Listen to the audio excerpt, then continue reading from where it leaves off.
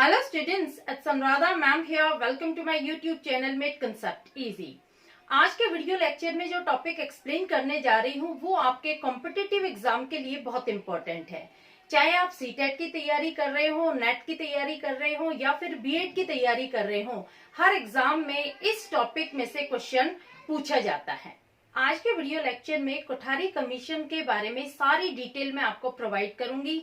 क्या क्या रिकमेंडेशंस थी कोठारी कमीशन की, ये सब मैं आपको डिटेल में एक्सप्लेन करूंगी। तो पूरा वीडियो लेक्चर आप ध्यान से देखना, स्टार्टिंग से एंड तक पूरा वीडियो लेक्चर देखना ताकि आपका कोई भी इम्पोर्टेंट पॉइंट मिस ना हो। सबसे पहले मैं आपको ये बताऊंगी कि गवर्नमेंट ऑफ इंडिया ने कोठारी कमीशन को अपॉइंट क्यों किया। देखो, इंडियन एजुकेशन सिस्टम में आफ्टर इंडिपेंडेंस बहुत सारे डिफेक्ट्स थे। उन डिफेक्ट्स को रिमूव करने के लिए भारत सरकार ने कोठारी कमीशन को अपॉइंट किया। डिफेक्ट्स क्या क्या थे? जैसे यहाँ पर बहुत ज्यादा स्ट्रेस दिया जाता था एकेडमिक पर, बच्चों के कैरेक्टर फॉर्मेशन, बच्चों के मोरालिटी डेवलपमेंट, उनके स्पिरिचुअल डेवलपमेंट पर कोई भी इम्पोर्टेंस नहीं दिया जाता था। इनएडिक्वेट इम्पोर्टेंस दिया जाता था एग्रीकल्चर पर। किसी तरह का कोई पार्टिसिपेशन नहीं था नेशनल इंटीग्रेशन में। इसलिए गवर्नमेंट ने कोठारी कमीशन को अपॉइंट किया ताकि वो अपने प्रिंसिपल्स, पॉलिसीज गवर्नमेंट को कन्वे करे और गवर्नमेंट एजुकेशन सिस्टम में डेवलपमेंट करे। तो देखो, सबसे पहले मैं बताती हूँ कोठारी कमीशन कब अपॉइंट हुआ था। Kothari commission was appointed by government of India at the end of third 5-year plan. देखो, जब थर्ड 5-year प्लान खत्म होने वाली थी तब कोठारी कमीशन को गवर्नमेंट ऑफ इंडिया ने अपॉइंट किया था। कोठारी कमीशन को हम इंडियन एजुकेशन कमीशन के नाम से भी जानते हैं। तो क्वेश्चन चाहे इंडियन एजुकेशन कमीशन के बेस पर आए या फिर कोठारी कमीशन के बेस पर, दोनों सेम ही होते हैं। It is headed by DS. Kothari, chairman of UGC. DS. Kothari क्या है? डी से बनेगा दौलत, एस से बनेगा सिंह। तो दौलत सिंह कोठारी ये यूजीसी के चेयरमैन थे।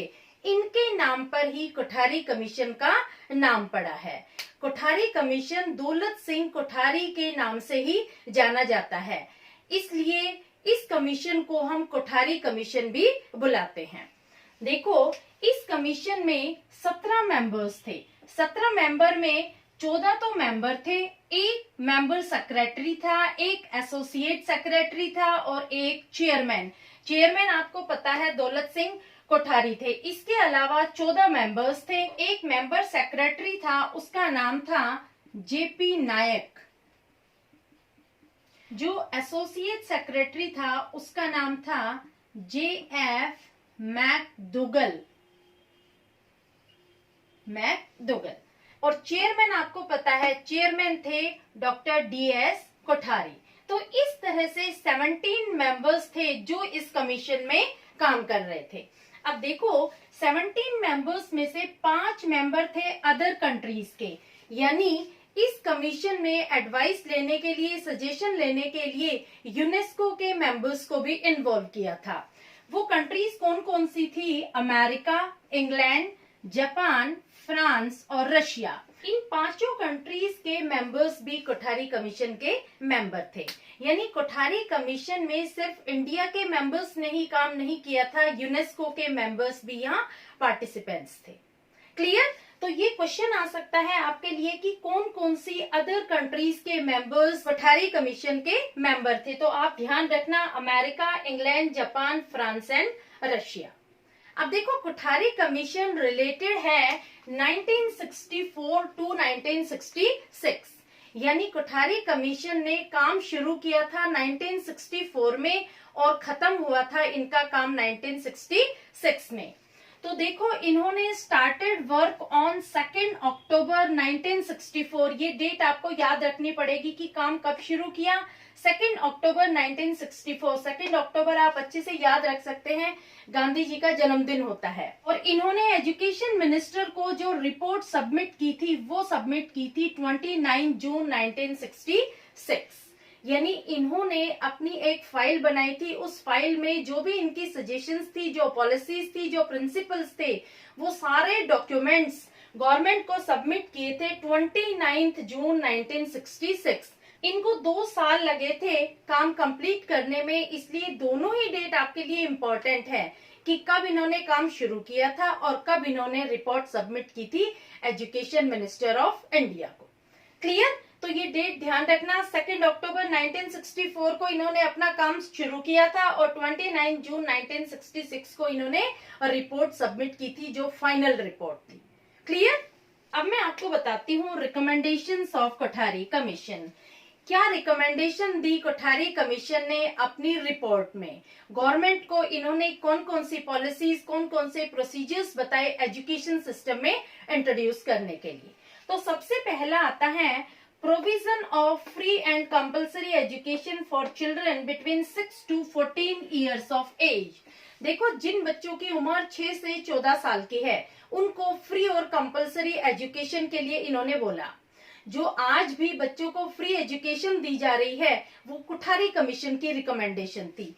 6 से 14 साल तक की उम्र के बच्चे, हर बच्चे को फ्री और कंपलसरी एजुकेशन दी जानी चाहिए ताकि इसमें ज्यादा से ज्यादा एनरोलमेंट हो। उनका एम था कि इंडिया में ज्यादा से ज्यादा लोग लिटरेट हो, तो जो गरीब लोग हैं वो भी अपने बच्चों को एनरोल करवा सकते हैं, क्योंकि ये एजुकेशन फ्री थी। और दूसरा कंपलसरी, यानी हर किसी के लिए ये एजुकेशन मैंडेटरी थी। हर किसी को अपने बच्चों को स्कूल में एडमिशन करवाना जरूरी था। क्लियर? सेकेंड पॉइंट था common school system for achieving unity and solidarity of the nation. देखो, अगर हम यूनाइट होना चाहते हैं, अपने देश को, अपने नेशन को हम स्ट्रॉन्ग बनाना चाहते हैं, तो यूनिटी और कोऑपरेशन ये बहुत इंपॉर्टेंट है। यूनिटी कब होगी? जब हर बच्चे को irrespective of caste, creed, community, religion, social status and background के एक ही स्कूल में, एक ही छत के नीचे पढ़ने का मौका मिलेगा। जब हम इनइक्वालिटी रिमूव करेंगे, इक्वालिटी एस्टेब्लिश करेंगे अमंग स्टूडेंट्स, तो उनमें यूनिटी की भावना, इंटीग्रिटी डेवलप होगी। और किसी भी नेशन को स्ट्रॉन्ग बनाने के लिए यूनिटी बहुत जरूरी है। यूनिटी तभी आएगी जब सब लोग irrespective of caste, colour, religion, social status, economical background एक ही कमरे में, एक ही छत के नीचे पढ़ाई करें। ऐसा नहीं कि ये अमीर का बच्चा है, इसके लिए अलग तरह की क्लासेस अरेंज की जाएगी, ये अलग ग्रुप से बिलोंग करता है, इसके लिए अलग क्लासेस अरेंज की जाएगी। ऐसा नहीं है। हर कम्युनिटी, हर कास्ट के बच्चे एक ही क्लास में, एक ही सेक्शन में, एक ही टीचर से पढ़ेंगे। उनके लिए कॉमन स्कूल होगा। तो ये सिस्टम बहुत इंपॉर्टेंट है unity and solidarity of nation के लिए। इनकी नेक्स्ट रिकमेंडेशन थी pattern of education structure, that is 10+2+3। देखो, ये जो एजुकेशन का स्ट्रक्चर है इसमें आपने भी पढ़ाई की है, मैंने भी पढ़ाई की है। अब जो हमारी एजुकेशन पॉलिसी है वो चेंज हो गई है। वो हो गई है 5+3+3+4।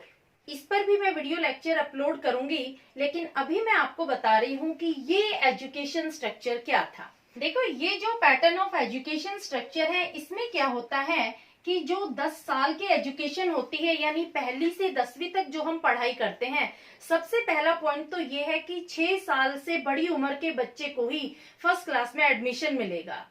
ये इनकी रिकमेंडेशन थी कि 6 साल से पहले बच्चे को फर्स्ट क्लास में एडमिट नहीं किया जाएगा।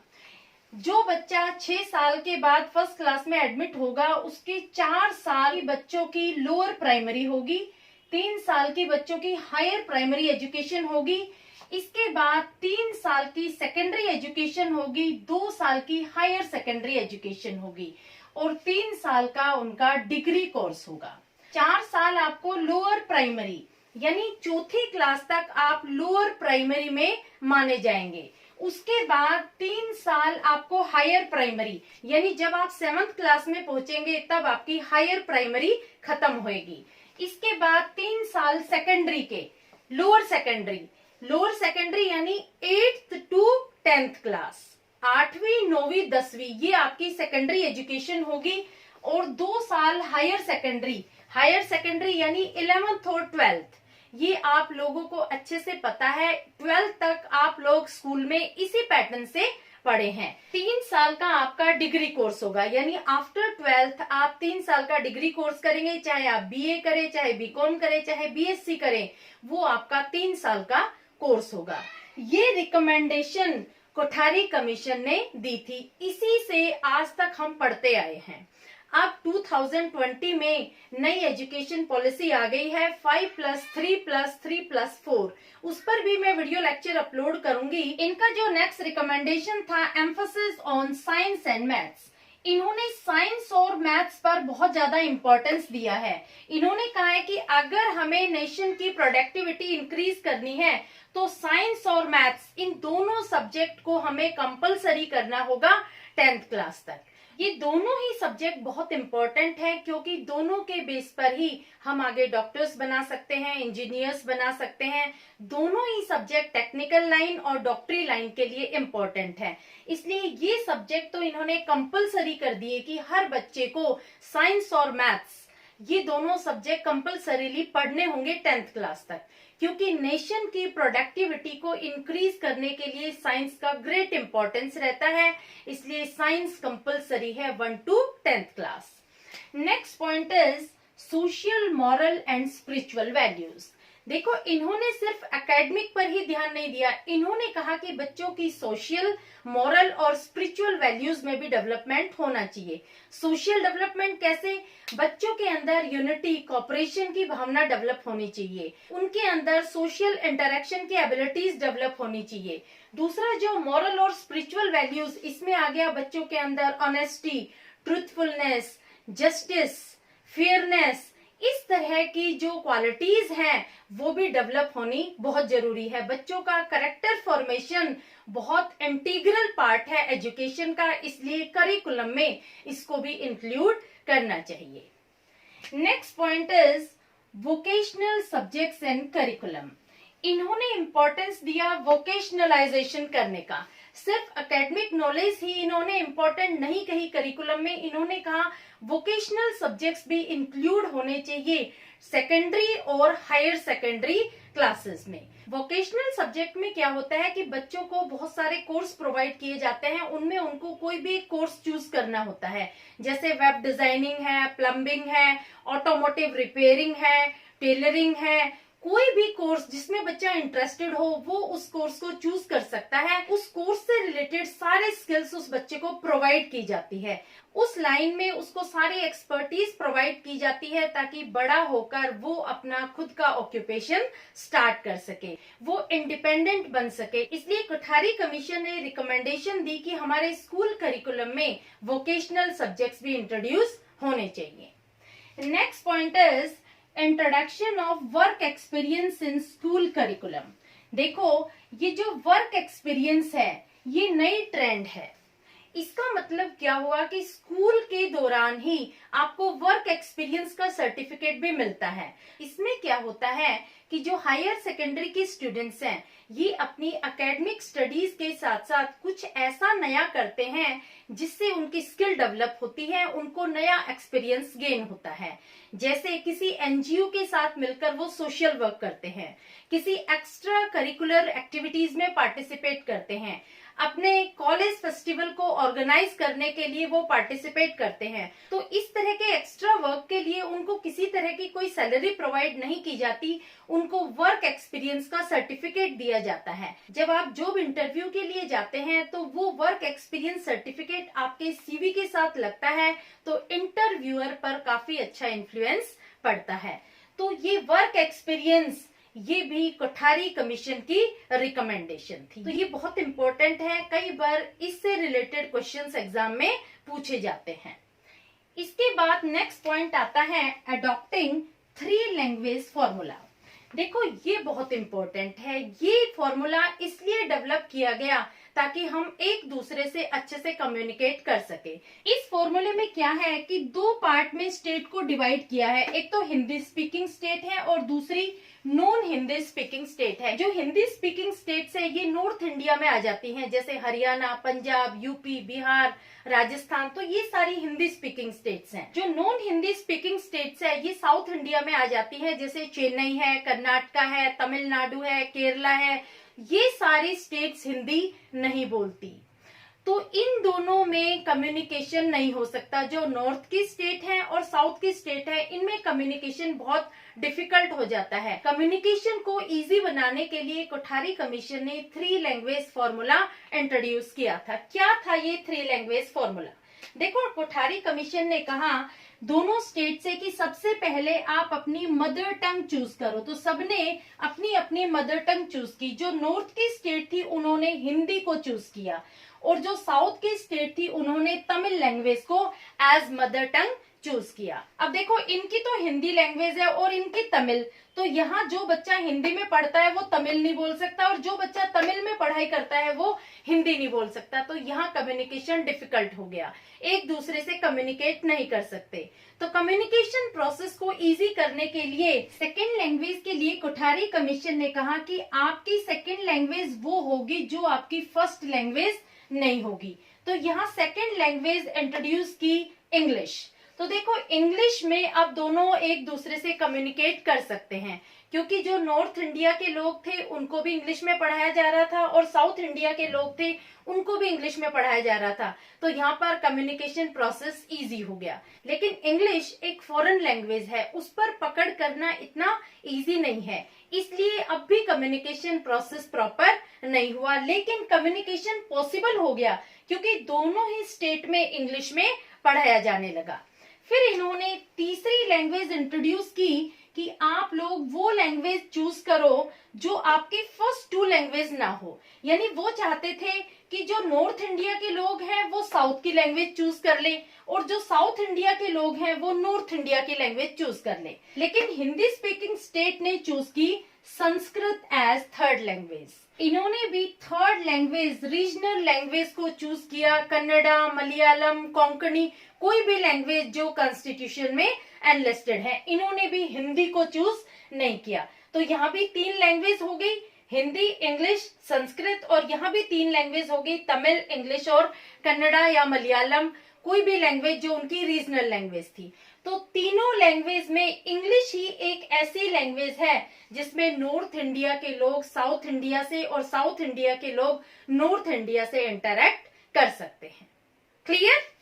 नेक्स्ट रिकमेंडेशन थी एडल्ट एजुकेशन की। देखो, एडल्ट एजुकेशन में वो लोग आते हैं जिनकी उम्र 15 से 35 साल है और जिनकी पढ़ाई किसी कारणवश बचपन में ही छूट गई। उन लोगों को भी लिटरेट करने के लिए कोठारी कमीशन की ही रिकमेंडेशन थी कि उनको जो स्कूल में क्लासेस लगती हैं, या तो उन क्लासेस से पहले पढ़ाया जाए या फिर उन क्लासेस के बाद उनकी पढ़ाई अरेंज की जाए। तो एडल्ट एजुकेशन का रिकमेंडेशन भी कोठारी कमीशन का ही दिया हुआ है, जो आज तक प्रचलित है। आज भी एडल्ट एजुकेशन पर बहुत ज्यादा स्ट्रेस दिया जाता है। इसके बाद इन्होंने next recommendation the guidance and counselling. Guidance and counselling के अंडर क्या आएगा कि जब बच्चे 12th पास कर लेते हैं तो वो बहुत कंफ्यूज हो जाते हैं कि उनको कौन से स्ट्रीम में जाना चाहिए, वो साइंस ले, आर्ट्स ले, कॉमर्स ले, कौन सी लाइन वो चूज करें।